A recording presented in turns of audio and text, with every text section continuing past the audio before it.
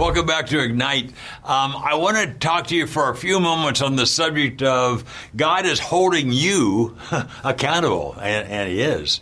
There's a scripture in the Old Testament, Ezekiel chapter 3, that puts a pretty clear description on how He's holding us accountable. Now, granted, it's the Old Testament, it's prophets. We're living in the New Testament. We're not prophets per se. But there's a connection. I mean, God never changes, right? He's the same yesterday, today, and forever. And so if that's the case, there must be some sort of connection there. And as you recall, back in those days, they would have watchmen on the walls.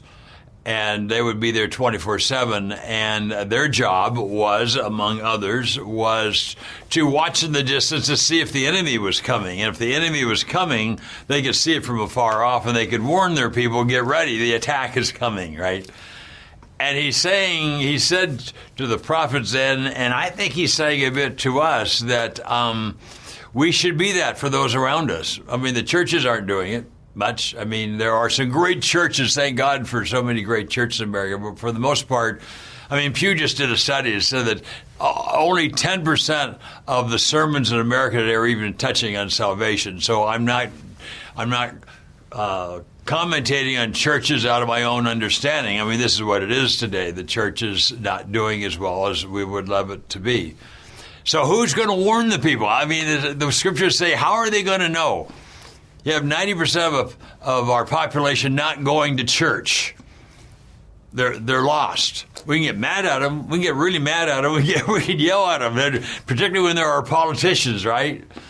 But they're not necessarily bad people. They're lost people. And Jesus said that Satan will blind their eyes, and they'll see good as evil and evil as good. They'll see, I won't get into all the issues, but you know what I'm talking about. They actually see these things as good, right? And so people are lost, and how are they gonna know unless somebody tells them?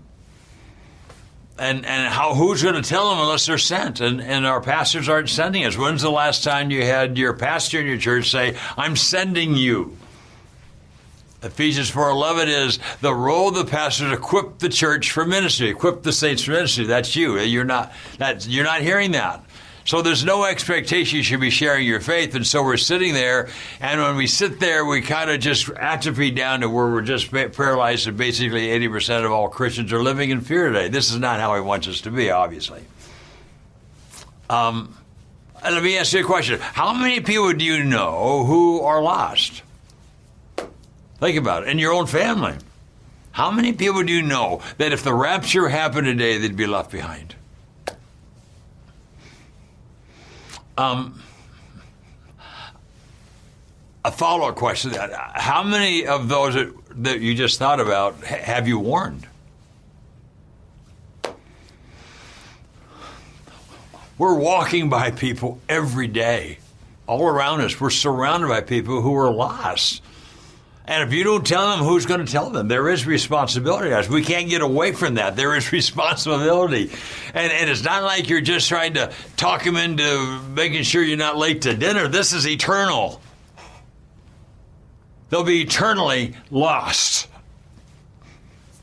It's so easy to walk through, be satisfied in our own lives, and see all these people hurting and feel like they're not our responsibility. They are our responsibility. Everybody comes under our influence. And our influence, not just by the influence we have, where we have direct, because of responsibility influence, but because everything we say, everything we do is influencing those around us to come closer, further away from God.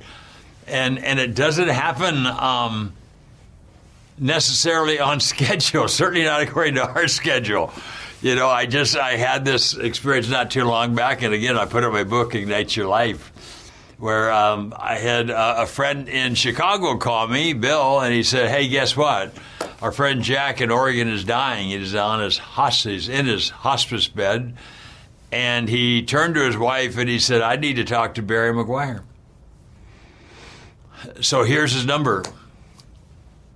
So I called him.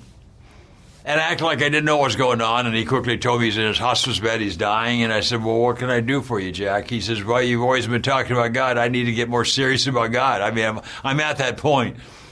And in the next 10, 12 minutes, I led him to the Lord. It was great. In fact, to make sure I led him to the Lord, I said, let's do this one more time, and I want you to pray the word so you consciously understand what we're saying here. And he did. And we celebrated. And after that, I said, guess what's going to happen now? We're going to spend eternity together. He said, what? It never even occurred to him. He never had those kind of thoughts. I said, Jack, you and I are going to spend eternity together. We may be separated for a couple of years. You get to start before me. Isn't that crazy? But we're going to spend eternity together. And he laughed. He says, yes, you're right. I said, yeah, we are. It took about 10, 12 minutes to do that. Great conversation. No, actually, it took me 50 years. It took me 50 years of what I call chumming. I use that term, but when you just love on people and throw out things and leave it alone. You can't force feed Christianity. And when they're ready, they'll come.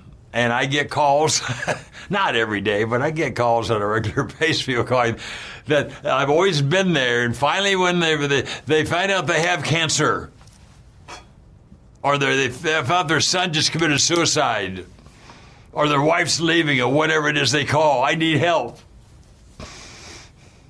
Bad things are not necessarily bad things if they lead you to Jesus.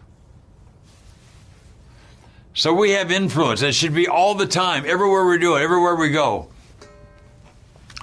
I had a dear friend who lived in Pennsylvania, and a car guy, his name was Chip. And I love Chip, and I spent a lot of time with Chip. He was my dear friend. And way too early, in his 50s, he found out that he had a rare form of cancer, and he was in a struggle for his life. And I knew immediately I need to get to Chip and talk to him about the Lord, because I knew there was nobody else around him who would do that I knew of. So I kept putting it off and putting it off. I got the news in the fall, and now it's springtime, and I knew I should go. I kept praying for him. I wanted to get down there. I just headed at a time. I'm on the West Coast. I have lots of things I'm doing. My ministry things I'm doing, speaking engagements. I mean, I didn't get around to it. And finally, I'm at the Amelia Island Concours in Florida in March, and I get a call from his right-hand guy who told me Chip just died.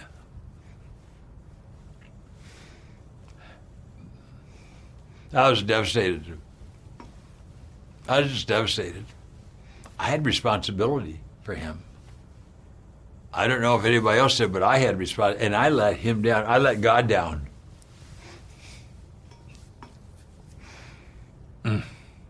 So I went to the funeral. They went to the fairgrounds and loaded a bunch of us who were his closer car guy buddies onto an old antique bus, and we drove to the funeral in this bus, and we pulled up. There were just cool cars. That's how I want my funeral to be. I want to see cool cars all over the parking lot. Although I don't think I'm going to have a funeral. I think I'm going to go up first. I think the rapture's going to have first. That's another story. Anyway, I drive along, and it happens the guy beside me, I don't know. He was a very good friend of Chet's. But I didn't know him, and he knew me, but not as a friend. And I brought the subject of God, and he said, well, Chip, of course, didn't have anything to do with God. And I just lunged inside, So we get in the service, I'm a wreck. And then there's a lot of people wreck, because he was a greatly loved man. And the pastor finally got at the end of the service to give his message, a young pastor. He said, most of you knew Chip for a long time. I did not. I only met him after he got his cancer. But from then until now, we became really great friends. And I want you to know, I led Chip to the Lord, and he's in heaven today. Wow. I was so destroyed, man. I was bawling. No one could figure it out. They didn't know, just saw me in grief. My grief was tears of joy. And I said, God, you saved my bacon. You saved my bacon, and you reached him when I didn't reach him. You got there. You did hear my prayers. I prayed a lot of prayers for him, but I wasn't there for him. There's this entertainer in Vegas. We talk about the story a lot. Penn Jillette, who's an atheist, a fabulous entertainer, but about atheists. And a guy came up and talked to him after one of his performances and gave him a Bible. It was very nice to him. And in a nutshell, he said, you know what? If you really thought I was going to hell, how much would you have to hate me to not tell me?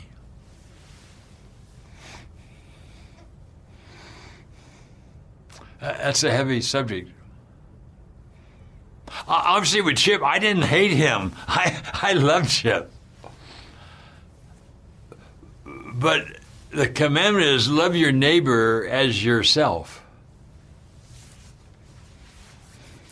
And if you love your neighbor as yourself, you're as concerned for their salvation as you are your own. I obviously, as much as I loved Chip, I must confess, I didn't love him as much as I love myself, or I would have gone to him. I would have dropped everything and just gone to him, and I did not do that. And I should have. And I told God, you saved my bacon this time. I'm in now. And when I get that call or I find out something's going on, I'm running to those people, and I have. And a number of people are in heaven today because I followed that lead. I'm reminded of, remember Schindler's List?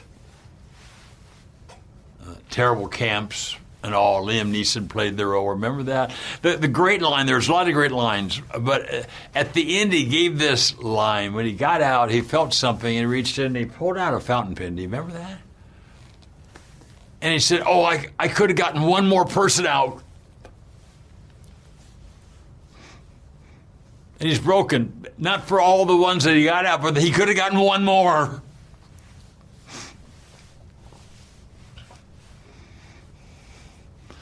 Let's finish our lives well. Let's resolve to move everybody every day closer to Jesus, barring none, until we get that last person into heaven. And hear God say, well done. Well done, thou good and faithful servant. Can't wait for that day. See you next time.